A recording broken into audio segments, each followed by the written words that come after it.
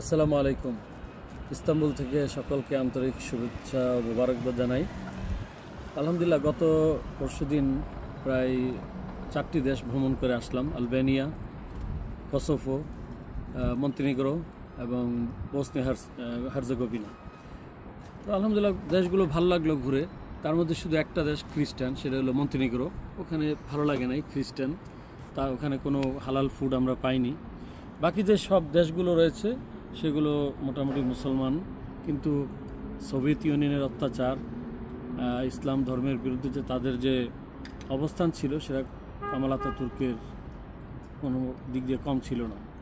তো যার ফলে ওখানে ইসলাম খুবই দুর্বল। বিশেষ করে হার্জেগোভিনা, বসনিয়াতে খুব ভালো লাগছে। ওখানে যে মসজিদ, অনেক মসজিদ ছিল, কিন্তু আজান হতো একেবারে খুব অল্প সাউন্ডে, মানে কোনো রকম আজান শোনা যায়। মসজিদ অনেক, সবগুলো একসাথে আজান হয়, অল্প সাউন্ডে আজান হয়, যাতে খ্রিস্টানদের কোনো সমস্যা না হয়।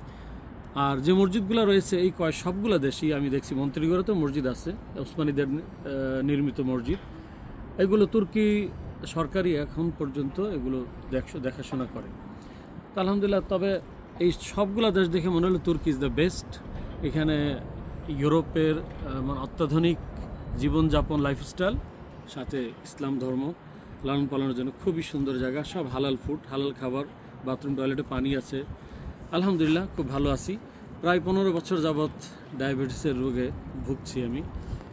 এখানে আসার পরে অনেকটা বেটার, ওয়েদার ভালো, হাঁটাচলা করা যায় এবং খোলামেলা। আর হাসপাতালগুলোতেও সার্ভিস পাওয়া যায় ভালো। এখানে সবচেয়ে একটা ভালো বিষয় হলো যে যদি কেউ রোগ আক্রান্ত হয়, আমাদের দেশের মধ্যে খুব চিন্তা করতে হয় না যে কী করব, কোন হাসপাতাল নিয়ে যাব, কি করা যাবে, কিভাবে যাব। এখানে 112-তে টেলিফোন করলে অ্যাম্বুলেন্স আসবে, তার আগে যাচাই বাছাই করে দেখবে, যদি প্রয়োজন মনে করে হসপিটালে ট্রান্সফার করবে। আর যদি ডাক্তার সাথে থাকে, তারা যদি মনে করেন ট্রিটমেন্ট করে এখানে শেষ করে দিবে, তারা ট্রিটমেন্ট করে দিয়ে চলে যায়। তো প্রথমে হাসপাতাল নিয়ে যায়, তারপরে তারা চিন্তা করে এই রোগী কোথায়, কোন ডিপার্টমেন্টে তারা ট্রান্সফার করবে। মানে তো আপনার আর কোনো চিন্তা নেই। আমার প্রায় 15 বছর যাবৎ ডায়াবেটিস। তো এখানে আসার পরে চেক আপ শুরু করি। চেক আপ করার পরে গত সপ্তাহে আমাকে মেডিসিন দিল।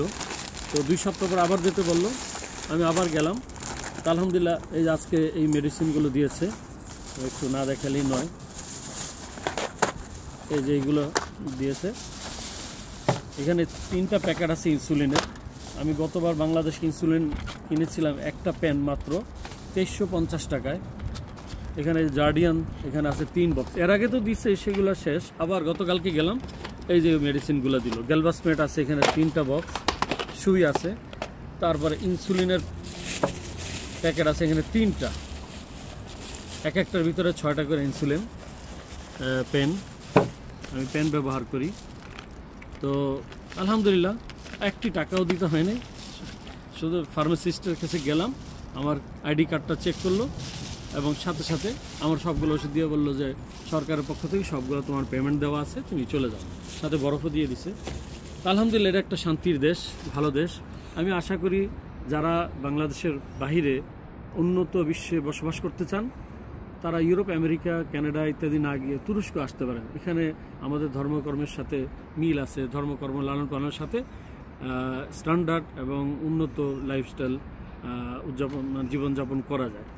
তো সকলকে ধন্যবাদ, ভালো থাকবেন, সুস্থ থাকবেন, আল্লাহ হাফেজ।